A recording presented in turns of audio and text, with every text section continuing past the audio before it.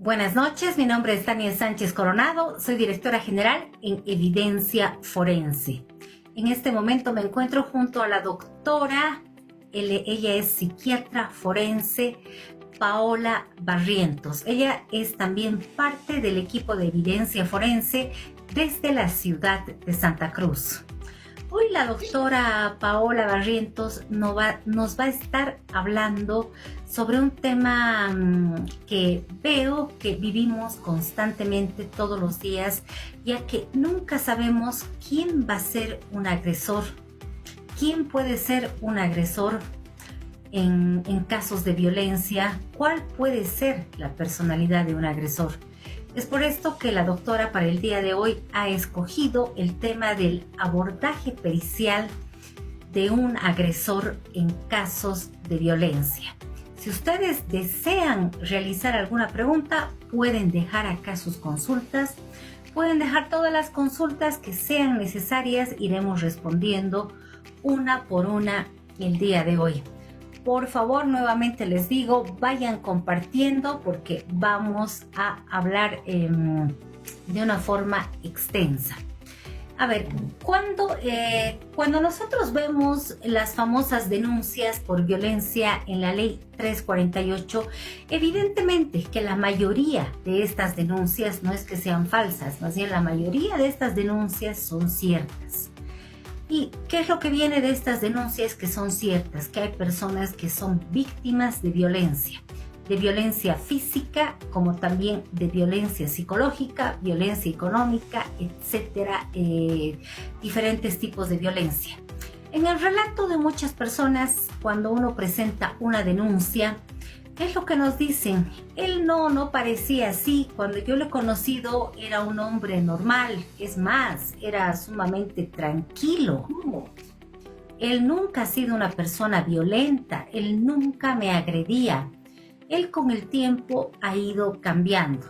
Y muchas personas que dicen que cuando ya se encontraban casadas con su pareja actual, se fueron enterando de que ya había tenido en muchas oportunidades algunas denuncias por agresiones, por violencia también, es decir, que ya tenía antecedentes. Entonces, hablemos un poco de las secuelas en las víctimas de violencia, que pueden ser variadas y afectan múltiples dimensiones de la vida de la persona. Estas consecuencias pueden ser físicas, pueden ser también psicológicas, emocionales y sociales. Obviamente que económicas. ¿Por qué? Porque hay personas que han dejado su vida, han dejado de hacer lo que les gusta, han dejado de estudiar, han dejado de trabajar, simplemente porque se volvieron sumisas, porque al esposo no le gustaba que esta persona ni que estudie, ni que trabaje, porque de por medio existe la celotipia. Entonces no han dejado que estas personas puedan surgir, puedan realizar sus objetivos, sus metas. Entonces todo esto es parte de las secuelas que enfrentan estas víctimas. Poco a poco vamos a ir hablando de las secuelas físicas, también de las secuelas psicológicas. Ahora voy a dar la bienvenida a la doctora Paola Barrientos para comenzar con este tema de los agresores. Buenas noches, doctora, bienvenida. Buenas noches, mi nombre es Paola y bueno, hoy vamos a hablar sobre el abordaje pericial de los agresores en casos de violencia familiar, ¿no? Es un tema que requiere un enfoque riguroso para la intervención dentro del ámbito judicial. Sabemos que la violencia familiar es un problema complejo que involucra tanto a las víctimas como a los agresores. Y uno de los mayores desafíos es evaluar a estos últimos, ¿no? A los agresores de manera objetiva y científica. El trabajo pericial en este contexto tiene un rol fundamental en la toma de decisiones judiciales, desde la valoración del riesgo de reincidencia hasta la recomendación de tratamientos o intervenciones específicas en estas personas, ¿no? Para hablar de esto, primero un concepto pequeñito sobre qué es violencia familiar y violencia de género, ¿no? La diferencia que existe en de estos dos tipos de violencia. Violencia familiar incluye que toda forma de maltrato dentro del entorno familiar, ¿no? O sea, dirigido a cualquier miembro dentro de la familia. En esta puede ser a la pareja, a los hijos, a los abuelos, entre hermanos, etcétera, ¿no? Y violencia de género es la violencia ejercida específicamente por razones de género, ¿no? Generalmente esto ocurre hacia las mujeres y en contextos de relaciones de pareja, ¿no? Hay varios tipos de violencia. Sabemos la física, la psicológica, violencia sexual, económica, ¿no? Y bueno, el rol del perito en la evaluación de los agresores juega un papel crucial en el caso de violencia familiar, ¿no? Actuando como un intermediario entre la psicología y el sistema judicial. Su objetivo es ofrecer una evaluación profesional del agresor, respondiendo a preguntas claves que permiten al juez tomar decisiones, ¿no? Entre estas muchas preguntas que se hace es qué factores psicológicos y sociales están involucrados en la conducta violenta del agresor, o si existe riesgo de reincidencia, ¿no? También qué tipo de intervención o tratamiento podría ser adecuado en este tipo de casos. Una de las interrogantes también que podemos responder es si el agresor presenta algún tipo de trastorno, ¿no? Que haya influido en su comportamiento. En el informe pericial debe basarse en una evaluación rigurosa, como ya dijimos, y ajustada a criterios científicos, ¿no? Tomando en cuenta siempre las características del caso y, bueno, la protección de los derechos de todas las partes involucradas, ¿no? Dentro de la evaluación psicológica utilizamos una metodología y herramientas para la evaluación. En el abordaje pericial de los agresores incluye el uso de diversas técnicas o instrumentos que nos permiten analizar el perfil psicológico, es decir, sus características de personalidad y de su conducta, ¿no? Entre estas, los métodos que utilizamos son, en primera instancia, las entrevistas clínicas, ¿no? Estructuradas. Estas son unas entrevistas que es una herramienta básica para explorar la historia de la vida del agresor, ¿no? O del denunciado. Cuáles son sus antecedentes familiares, sus relaciones personales, laborales, sociales, y además abordar el contexto en el que se ha ocurrido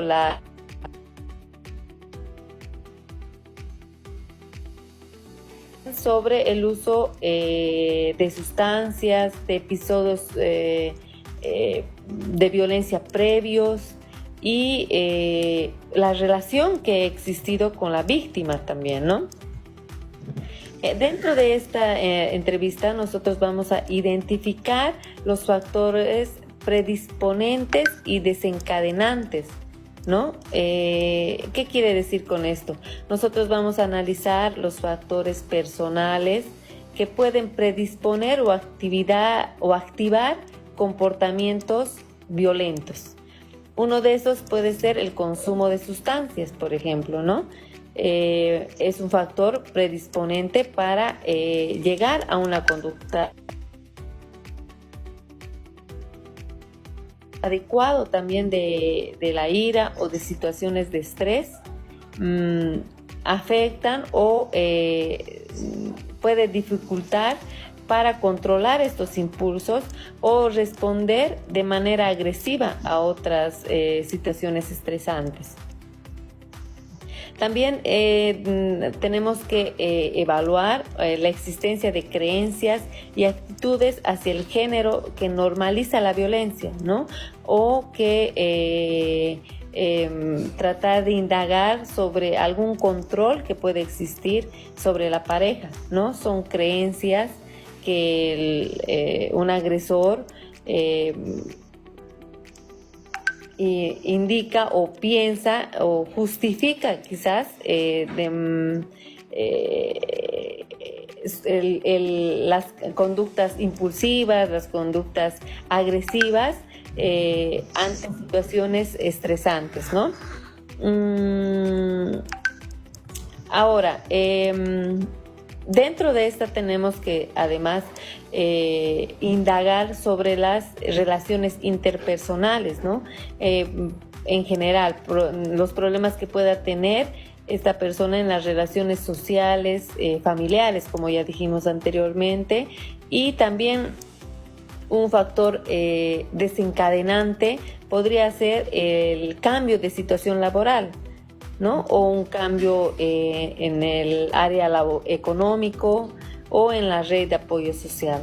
Estos factores pueden influir para que este agresor pueda llegar a tener conductas agresivas, ¿no?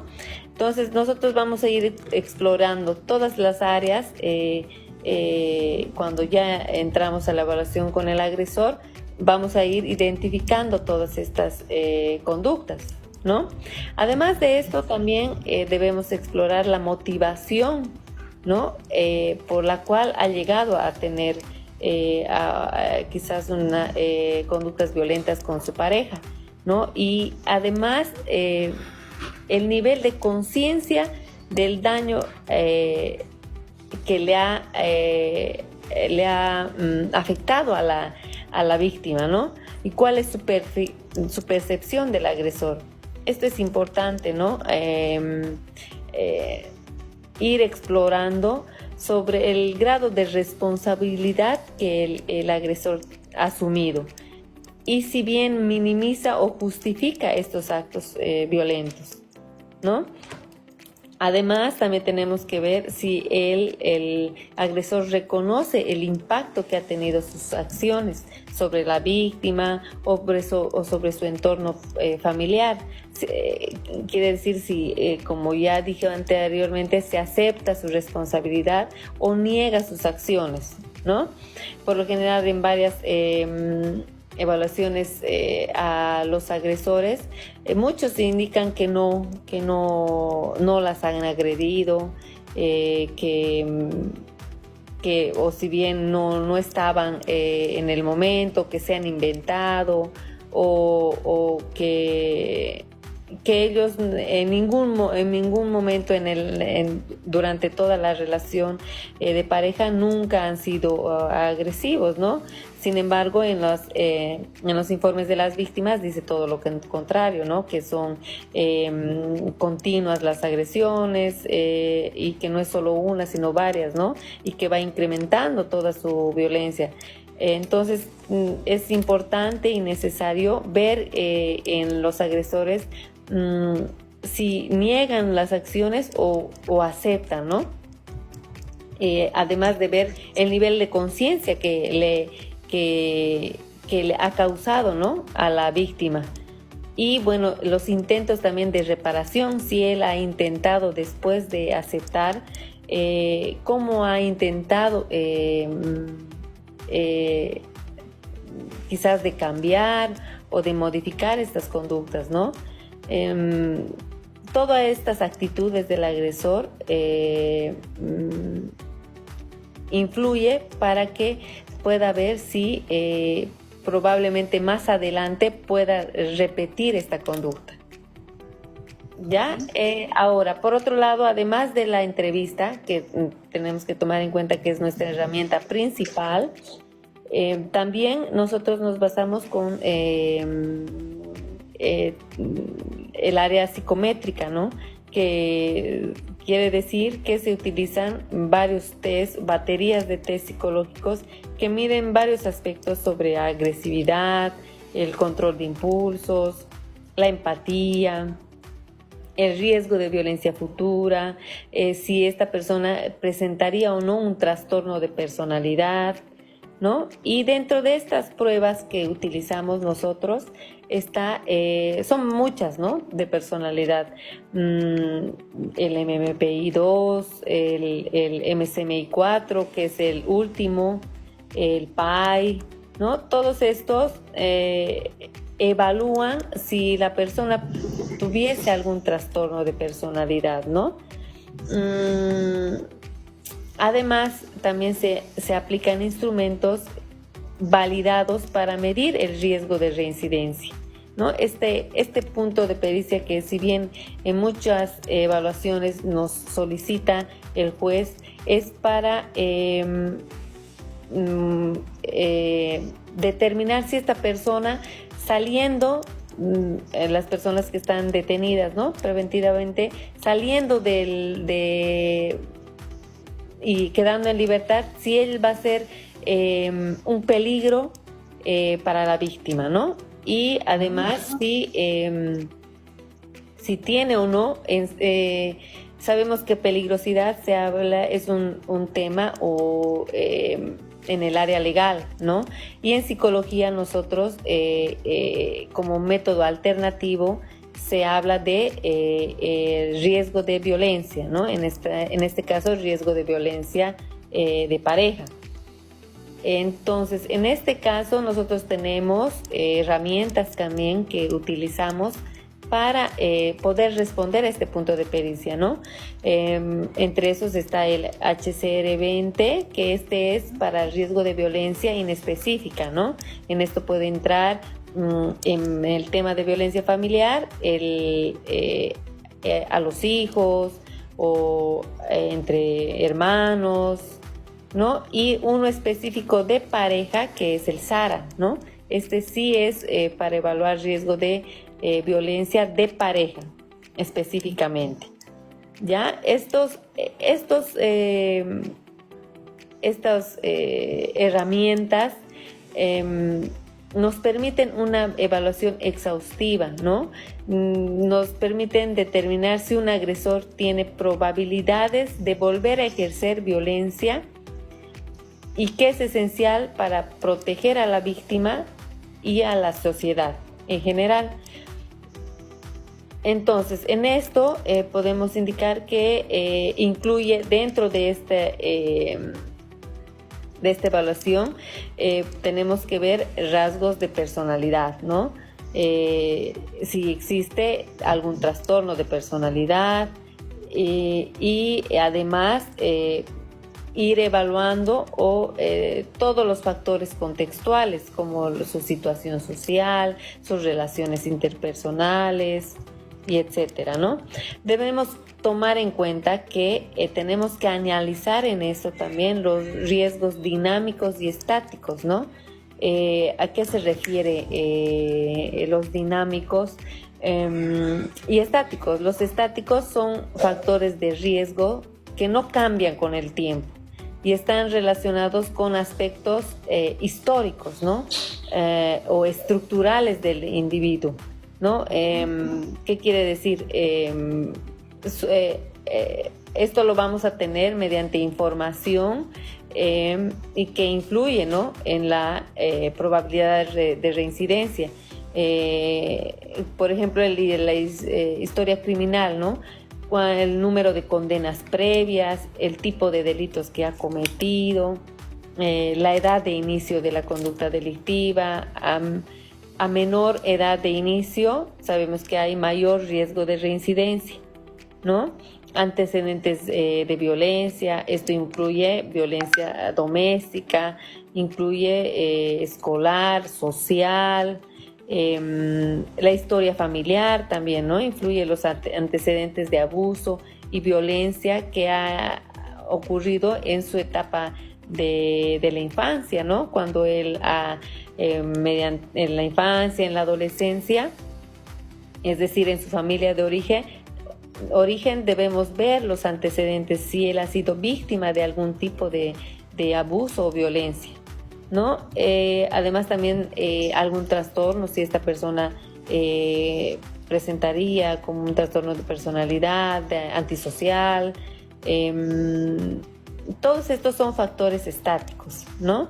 Un ejemplo, si un individuo tiene múltiples condenas por violencia doméstica desde una edad temprana, estos antecedentes constituyen factores de riesgo estáticos, ¿no?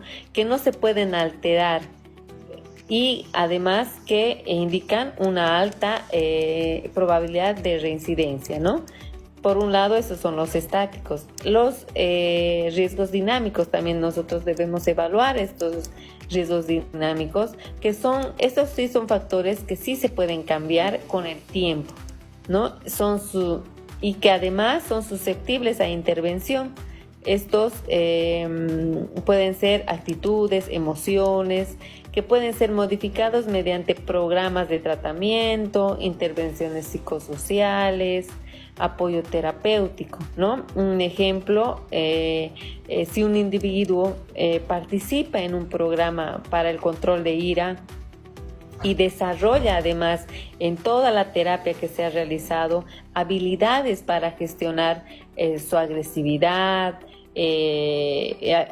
aprende a controlar sus impulsos de la manera más adecuada, este riesgo dinámico va a tender a reducir, ¿no? Entonces, en conclusión, la diferencia entre riesgos dinámicos y estáticos sirve para diseñar estrategias de intervención y valorar además el riesgo de reincidencia, ¿no? En el entorno forense, ayudando además a tomar decisiones sobre el tratamiento, sobre la supervisión y las medidas de seguridad que se va a dar en cada caso. Bueno, estábamos hablando de las secuelas, que hay diferentes secuelas precisamente en las víctimas de agresiones en violencia. Vamos a empezar mencionando, por ejemplo, las secuelas físicas, que pueden ser lesiones y traumas físicos. Podemos incluir hematomas, fracturas, heridas, pueden ser también cicatrices y también puede ser que estas sean permanentes, por ejemplo, como las marcas indelebles. Y en casos mucho más graves estaríamos hablando de discapacidades físicas. Algunas lesiones pueden requerir intervenciones médicas incluso prolongadas. También puede ser que producto de una agresión física tengamos problemas de salud crónicos, como el estrés constante y el daño físico repetido. Pueden desencadenar problemas de salud a largo plazo, como enfermedades cardiovasculares, trastornos gastrointestinales y también dolores crónicos. Pero también puede haber consecuencias reproductivas, es decir, en casos de violencia sexual, pueden darse embarazos no deseados, también infecciones de transmisión sexual y complicaciones ginecológicas que pueden afectar tanto a la salud física como también todo esto obviamente va a afectar a la salud emocional. Y bueno, también tenemos las secuelas psicológicas, que podremos decir que tenemos el estrés postraumático, que es muy común en víctimas de violencia y se caracteriza por revivir el evento traumático, tener pesadillas, estar hiperalertas y evitar situaciones que recuerden el trauma. También la ansiedad y la depresión. Muchas víctimas experimentan un nivel elevado de ansiedad, ataques de pánico, una tristeza profunda, sentimientos de desesperanza y en casos severos hasta pensamientos suicidas. También como una secuela es la baja autoestima y culpa. Claro, si tanto tiempo han ejercido violencia psicológica en contra de ti, ¿cómo no vas a tener una baja autoestima? Y las víctimas suelen desarrollar una percepción negativa de sí mismas, sintiéndose culpables o responsables de la violencia sufrida. Esto es especialmente común en situaciones de violencia de género. El agresor manipula y humilla a la víctima a su gusto. Esto es como un punteo simplemente de las secuelas que pueden dejar a las víctimas, tanto en el campo físico como también las psicológicas. Doctora Paola, cuando hablamos del perfil del agresor, ¿qué podemos decir? Bueno, al decir perfil estamos hablando de los rasgos característicos de cada persona, ¿no?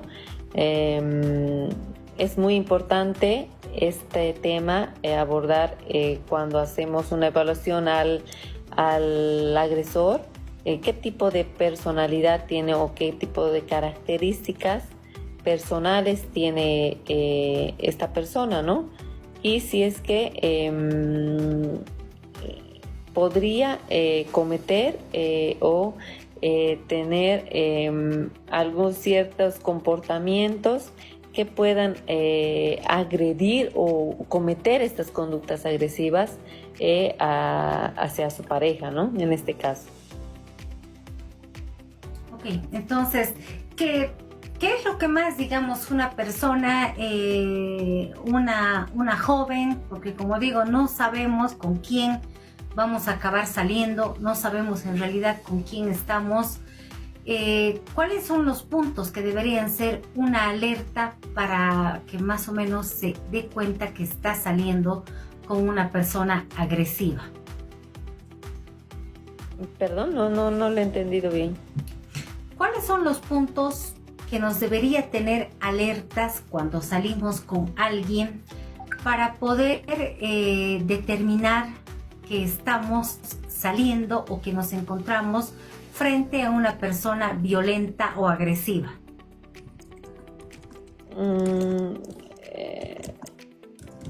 Bueno, hay muchos indicadores, ¿no? Que bueno, a simple vista y bueno, en un principio sabemos que la violencia es sistemática, ¿no?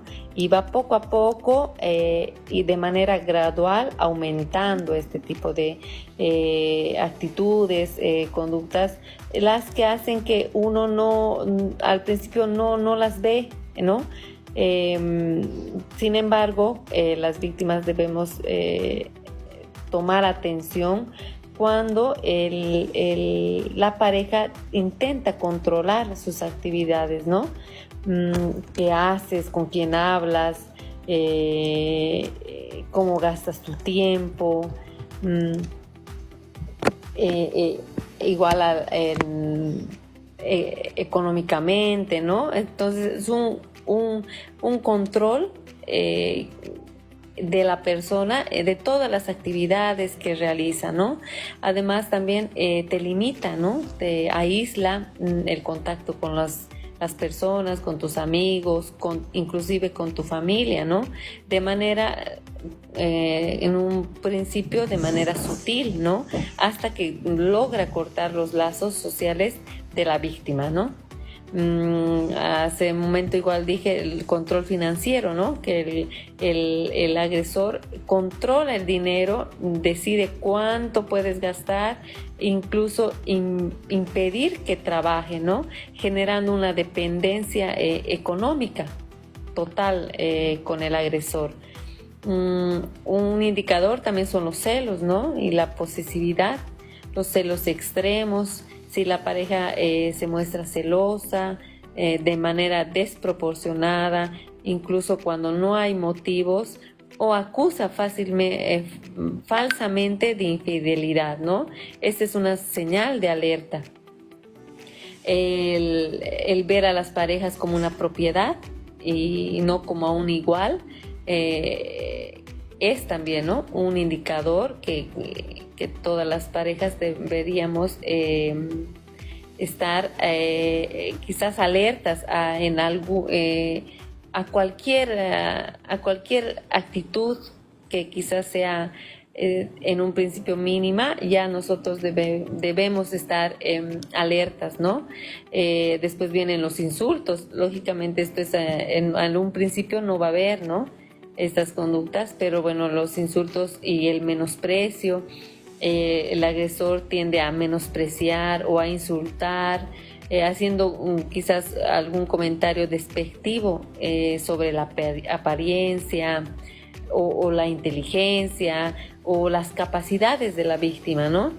¿Esto qué genera en la víctima? Una autoestima baja y además de una dependencia emocional. Las humillaciones que también se puede dar en público, ¿no?, o en privado. Por lo general, las parejas humillan en situaciones cotidianas, tanto en privado como delante de otras personas, ¿no?, para ir quizás dificultando en la confianza que tiene uno mismo, ¿no? La violencia física, ¿no?, y las amenazas, ese es un indicador sumamente alto. Cualquier tipo de violencia física, ya sea empujones, golpes, pellizcos, cualquiera que intente dañar físicamente es una clara señal de alarma, ¿no? Sabemos que empieza de manera leve y aumenta de intensidad con el tiempo, ¿no? Las amenazas también, ¿no?, es un indicador. Amenazar con hacer daño físico no solo a la víctima, sino también a personas cercanas, ¿no?, o a veces inclusive hasta sus mascotas. Es una forma de intimidación y de control, ¿no? El romper cosas, el romper objetos, el destruir sus pertenencias de la víctima o del entorno es una muestra de poder o de advertencia que pueda dar a un tipo de comportamiento, ¿no?, de los agresores. Y bueno, hay muchos indicadores, ¿no?, que se pueda dar. La manipulación emocional, por ejemplo, ¿no?, el que un agresor suele hacer sentir a la víctima que todo lo que hace mal es culpa de la víctima, ¿no? O porque tú me has hecho enojar, o tú te lo buscaste. ¿Qué hace? Que la víctima se sienta responsable de estos comportamientos abusivos, ¿no? Los cambios también repentinos, ¿no?, en el comportamiento del agresor. A veces la persona cambia de humor de manera rápida o abrupta, pasando de ser cariñoso, tranquilo, a ser violento, ¿no?, y agresivo sin ningún motivo aparente, ¿no? Esto también es un signo de una relación abusiva, ¿no? El ciclo de violencia, ¿no?, que se escucha mucho que los agresores alternan estos periodos de abuso. Hay un periodo de luna de miel donde se muestran arrepentidos después de que se ha habido un acto de violencia. La pareja viene y demuestra arrepentimiento, promete cambiar. Sin embargo, esto es una etapa más y vuelve a repetirse el ciclo de violencia, ¿no?, más adelante. Y bueno, hay muchos, ¿no?, muchos indicadores que puede ser. Exacto. Doctora, para finalizar este live el día de hoy, ¿qué más podemos decir sobre el abordaje pericial de un agresor? ¿Qué más es importante poder identificar, poder conocer, poder saber? Ya, lo que no está claro, o bueno, no hemos dicho antes que me olvide, bueno, hay personas o hay factores que aumentan este riesgo de reincidencia, ¿no? Como hemos dicho, las historias previas de violencia, ¿no? Un historial de abuso a lo largo del tiempo tiene más probabilidad de reincidir. El consumo de alcohol o drogas. Este también es el abuso de estas sustancias tiende a desinhibir conductas violentas, ¿no? El desempleo o la inestabilidad laboral, la falta de estabilidad económica y laboral puede generar estrés, ¿no? Y esto también aumenta la probabilidad de agresión. Y bueno, los peritos forenses tienden a recomendar después de la evaluación las medidas cautelares, ¿no? Que se va a dar la sugerencia a un tratamiento específico. Si por ejemplo se detecta un alto riesgo de reincidencia, debemos indicar, ¿no? que garantizando esto el bienestar o la seguridad de la víctima, ¿no? Mientras no haya una intervención con el agresor, ¿no? Y es bueno y es necesario intervenir y un tratamiento con estos agresores que pueden ayudar a cambiar, ¿no? Estas conductas. Es recomendado que toda persona, todo agresor, se someta a una intervención terapéutica en programas de rehabilitación donde se va a poder modificar actitudes violentas, enseñar habilidades para resolver conflictos sin recurrir a la agresión, ¿no? En los agresores también se trabaja en identificar pensamientos distorsionados que justifican esta violencia, ¿no? Y tratar de irlo modificando con comportamientos no agresivos, ¿no? Se tiene que trabajar desarrollando estrategias para controlar esta agresividad, gestionar sus emociones de manera saludable, ¿no? Y bueno, si en caso algún agresor presenta algún trastorno psiquiátrico, el tratamiento farmacológico es necesario también, ¿no? Para estabilizar su estado mental y evitar estos episodios de violencia, ¿no? Todas estas, todo este programa se puede realizar siempre y cuando haya una cooperación de la parte del agresor, ¿no? Hay algunos agresores que no colaboran durante la evaluación y puede dificultar obtener un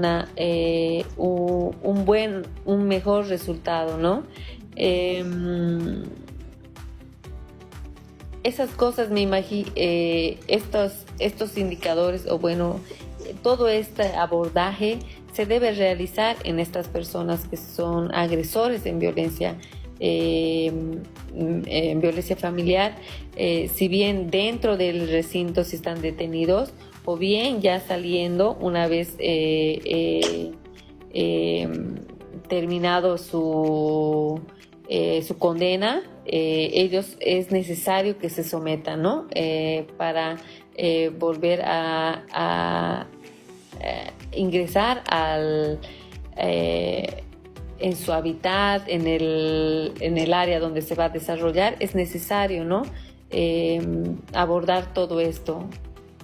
Claro, para que pueda realizar esta persona una buena reinserción a la sociedad. Acá tengo una pregunta que me dice, ¿y cómo sería de la agresora?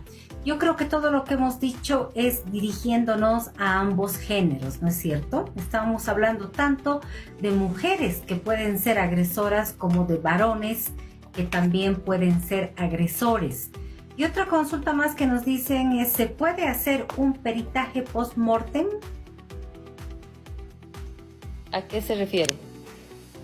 Si es que se puede hacer un peritaje de una persona que ha fallecido para saber si es que esta persona sí era agresiva, sí era violenta.